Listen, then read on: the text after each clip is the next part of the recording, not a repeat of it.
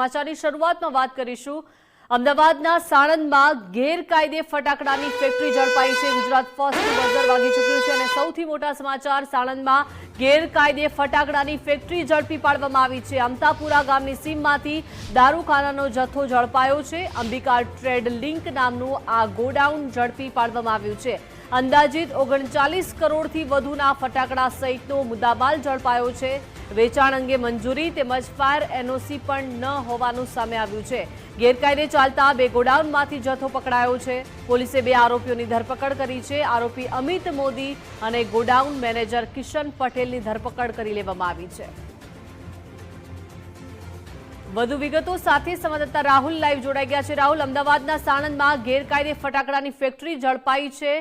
અમથાપુરાના ગામની સીમમાં આ ફેક્ટરી ધમધમી રહી હતી। કેટલા સમયથી આ ફેક્ટરી ચાલતી હતી? કોણ છે માલિકો? શું વિગતો?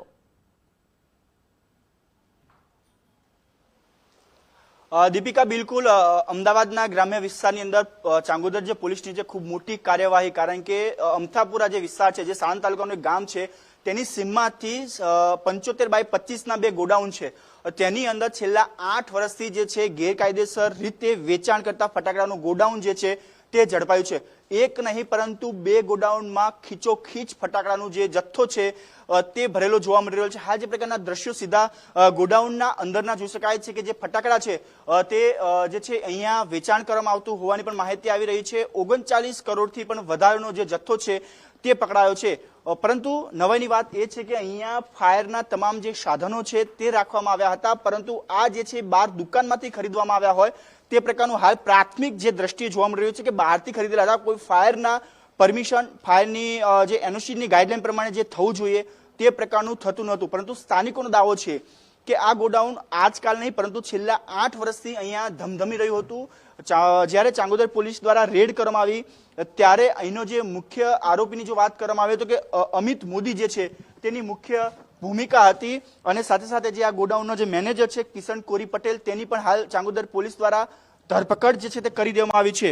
પોલીસની કાર્યવાહીમાં સ્પષ્ટ સામે આવ્યું હતું કે આ જે સ્થળ ઉપરના જે બે ગોડાઉન છે 70.25 મીટરના જે બે ગોડાઉન સામસામે આવેલા હતા તેમાં નાના મોટા ગોડાઉન જે છે તે અહીંયા હતા, જેમાં કાર્ટૂનની અંદર વિવિધ પ્રકારના ફટાકડાનો વિશાળ જથ્થો જે છે તે ભરેલો છે।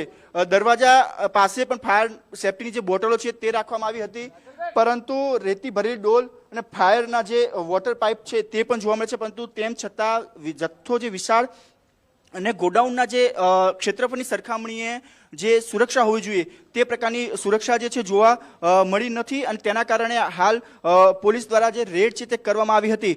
અને આ ગોડાઉનની જો વાત કરવામાં આવે તો પતરાના શેડની અંદર આ જે ગોડાઉન છે એ ધમધમી રહ્યું હતું, જેની અંદર બહારના ભાગમાં જે છે એ આ ગોડાઉન જે છે તે રાખવામાં આવ્યા હતા।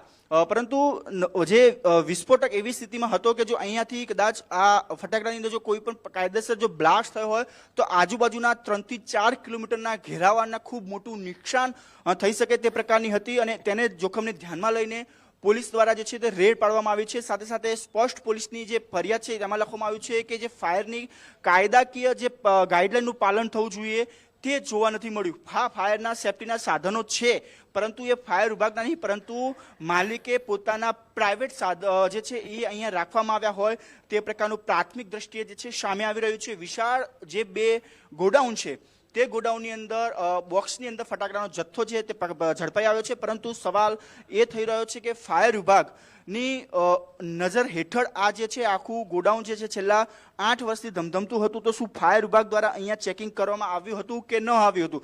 પોલીસને આ સમગ્ર માહિતીની બાતમી મળી, તેમને રેડ પાડી અને 39 કરોડથી પણ વધારેનો ફટાકડાનો જથ્થો ચપડ્યો। સાથે સાથે અહીંયા જે હાજર હતા જે બંને આરોપી જે છે અમિત મોદી અને કિશન કોરી પટેલ, બંનેની જે ધરપકડ કરી દેવામાં આવી છે અને પોલીસે આગળની જે કાર્યવાહી છે તે આખી જે સમગ્ર છે હાથ ધરવામાં આવી છે। પરંતુ સવાલ એ ઊભો થઈ રહ્યો છે કે ફાયર વિભાગ દ્વારા જે પ્રકારની કામગીરી કરવી જોઈએ, કારણ કે રામોલની અંદર જે ગેરકાયદેસર ફટાકડાની ફેક્ટરી ચાલતી હતી 9 જેટલા નિર્દોષ લોકોના ભોગ લેવામાં આવ્યા, તે પણ છેલ્લા 10-12 વર્ષથી ગેરકાયદેસર રીતે ચાલતી હતી, ત્યારે આ ગોડાઉન પણ છેલ્લા 8-9 વર્ષથી ચાલતું હોવાનું પણ હાલ સામે આવી રહ્યું છે। ત્યારે ફાયર વિભાગ દ્વારા એટલે કે જે સાણંદ ફાયર વિભાગ જે છે તેની પણ ક્યાંક ને ક્યાંક ઘોર નિંદ્રામાં હોય તે પ્રકારની સામે આવ્યું છે। સાથે સાથે ગુજરાત ફર્સ્ટ દ્વારા પણ જે સાણંદ ફાયર અધિકારી જે વિકાસ રાજગોર છે તેની સાથે પણ વાત કરવાનો પ્રયત્ન કર્યો।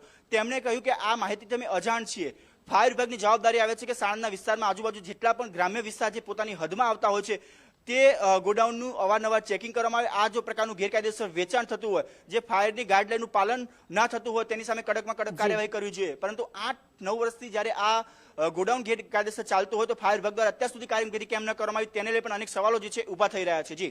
જી રાહુલ, આભાર વિગત સાથે જોડાયા તે બદલ.